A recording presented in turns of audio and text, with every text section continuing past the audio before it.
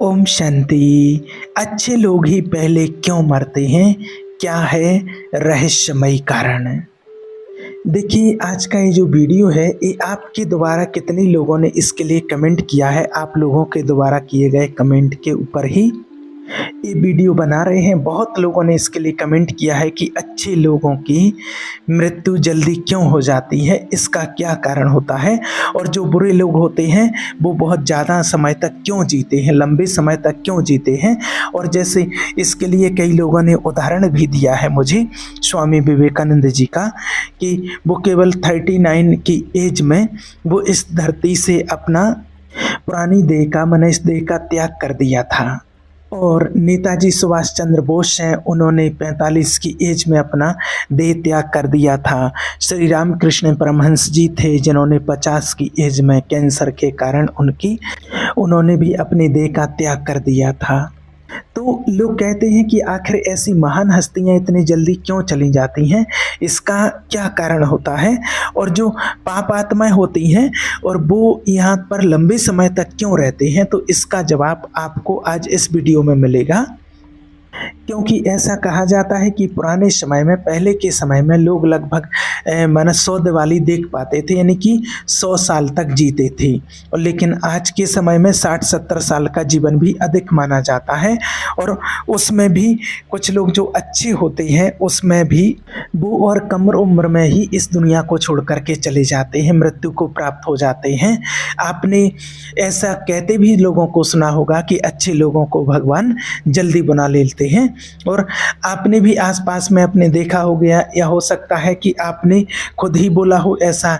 तो क्या आपको पता है कि सचमुच में ऐसा होता है?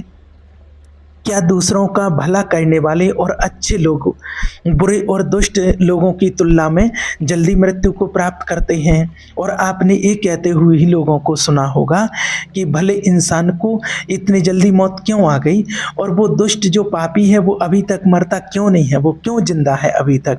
ऐसा क्या सच में होता है, या फिर इसके पीछे कोई रहस्यमयी कारण होता है? तो आइए इसको हम विस्तार से समझते हैं। तो देखिए, सबसे पहली बात तो यह है कि गीता में भी भगवान श्री कृष्ण ने बताया है कि जिस व्यक्ति ने जन्म लिया है उसकी मृत्यु निश्चित। और हमारे सनातन धर्म में माना भी जाता है कि किसी व्यक्ति के जन्म से पहले ये तय हो जाता है कि उसका जन्म कहाँ होगा, उसके माता पिता कौन होंगे, उसका विवाह कहाँ होगा, और यहाँ तक कि उसकी मृत्यु कहाँ और कब होगी। ये सारी बातें पहले से तय होती हैं। जिस व्यक्ति ने जन्म लिया है, ये बात तो माना सभी धर्मों में मानी गई है, सभी धर्म वालों ने इसको माना है कि मृत्यु अटल सत्य है। जिसने जन्म लिया है एक ना एक दिन जरूर मरेगा। किसी का जीवन या मृत्यु ये निश्चित होता है। कहा भी जाता है कि जितनी चाबी भरी राम ने उतना चले खिलौना। ये बात तो सत्य है। और हमारे सनातन धर्म में तो ये भी मान्यता है कि हर एक व्यक्ति को भगवान कुछ ना कुछ अच्छे कर्म के लिए ही इस सृष्टि पर भेजते हैं, इस दुनिया में भेजते हैं। और वो जब उनका उद्देश्य पूरा हो जाता है तो फिर उनको वापस बुला लिया जाता है। और अच्छे लोगों की मृत्यु ही अच्छे कर्मों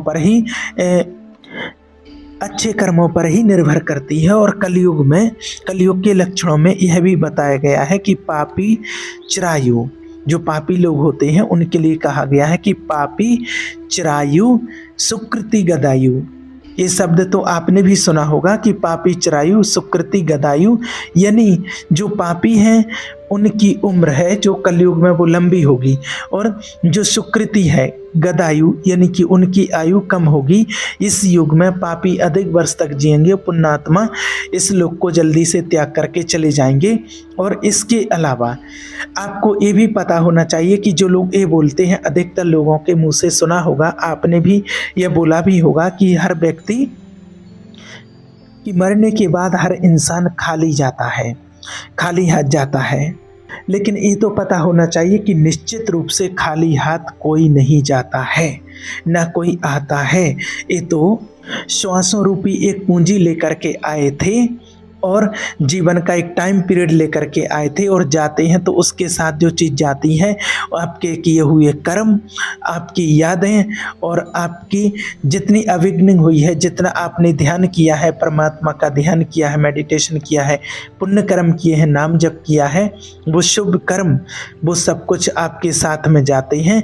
इसलिए किसी को आप ये मत कहना कि आप खाली हाथ आए थे और खाली हाथ जाएंगे। दुनिया में इन चीज़ों का ज्ञान नहीं होता है, इसलिए लोग कह देते हैं कि खाली हाथ आए थे और खाली हाथ ही जाना है। इसकी वास्तविकता को नहीं समझ पाते हैं, इसीलिए लोग ऐसा कहते हैं। क्योंकि दुनिया में लोग आध्यात्मिक को देख नहीं पाते हैं, वो बस स्थूल चीज़ों को देखते हैं और स्थूल चीज़ों में यहाँ से व्यक्ति कोई कुछ भी ले नहीं जाता है। जो स्थूल कमाई, प्रॉपर्टी, धन दौलत, दुकान मकान, पैसा, घोड़ा गाड़ी, सोना चांदी, ये सब कुछ यहीं पर छोड़ करके जाता है, ये तो कुछ साथ में ले नहीं जा सकता है। इसलिए लोग कहते हैं कि खाली हाथ आए थे और खाली हाथ जाना है।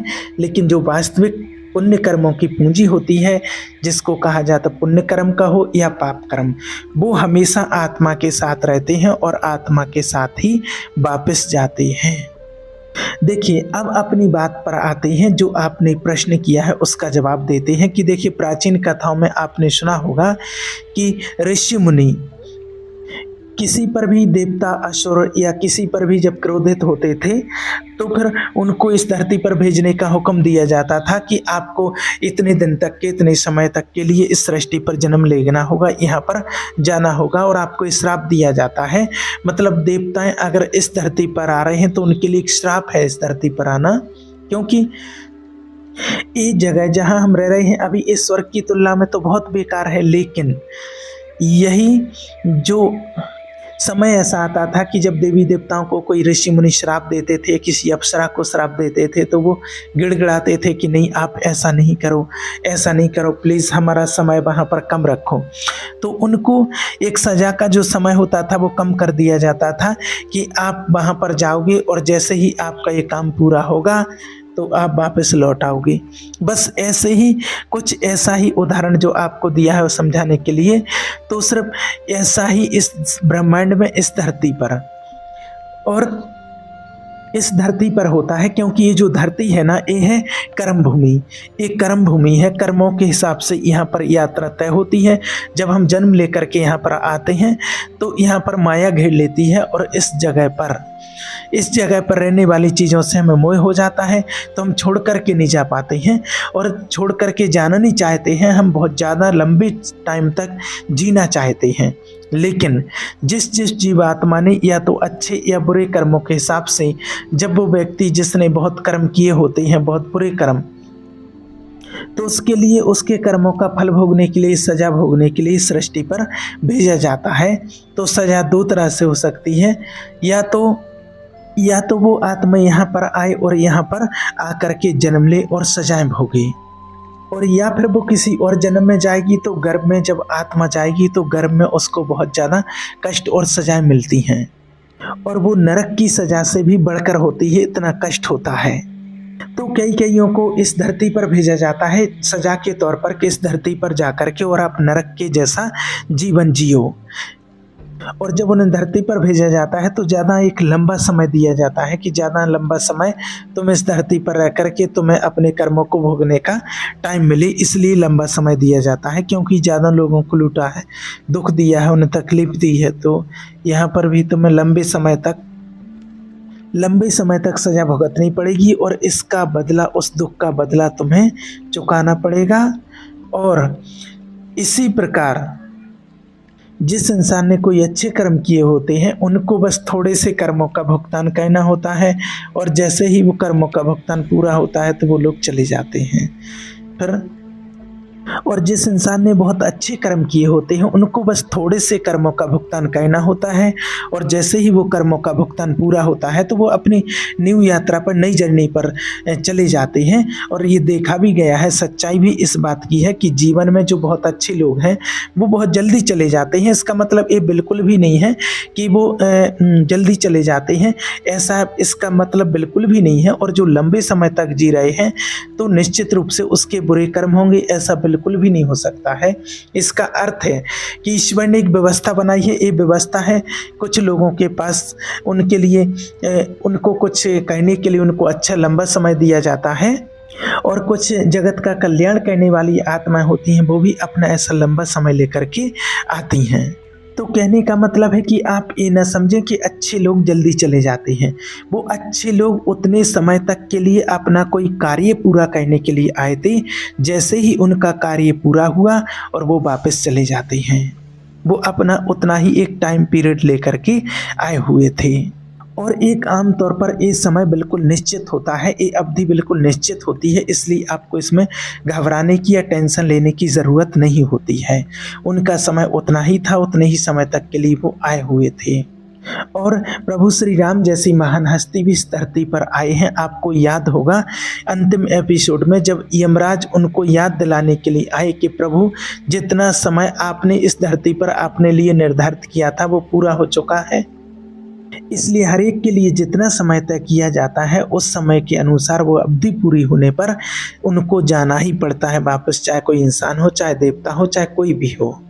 तो इसलिए सबसे बड़ी बात है कि आप अपना लक्ष्य पूरा करते हैं, और ये तय अब क्या है, कुछ लोग कहते हैं कि अच्छे काम करने वालों को लंबा समय देना चाहिए और बुरे काम करने वालों के लिए एक छोटा जीवन देना चाहिए। लेकिन याद रखिए कि ईश्वर ने जो व्यवस्था बनाई है वही उत्तम है, श्रेष्ठ है, क्योंकि इस मृत्यु लोक में रहना और जीवन व्यतीत करना हमारा लक्ष्य नहीं है। हम जीव आत्माओं का अंतिम लक्ष्य तो पवित्र बन करके, तो ऐसा नहीं होता है। देखिए ईश्वर के द्वारा बनाई हुई व्यवस्था उत्तम और श्रेष्ठ है। हर आत्मा, हर व्यक्ति एक अपना लक्ष्य लेकर के आते हैं, एक अपना टाइम पीरियड पूरा करने के लिए आते हैं, और वो टाइम पीरियड पूरा होने के बाद उनको वापस जाना ही होता है। और सबसे बड़ी बात है कि इस मृत्यु लोक में रहना और यहाँ हमारा जीवन व्यतीत करना ये हमारा लक्ष्य नहीं है। हम जीवात्माओं का अंतिम लक्ष्य तो है पवित्र बन करके और ईश्वर के धाम को प्राप्त करना है। सारे कर्मों से मुक्त हो जाएं, सारे कर्म समाप्त हो जाएं, आत्मा उस लेवल पर पहुंच पाए जहां आपके कर्म समाप्त हो जाएं, तो आपको ईश्वर की प्राप्ति यानी कि ईश्वर के धाम की प्राप्ति आपको हो जाएगी। ठीक है, ओम शांति।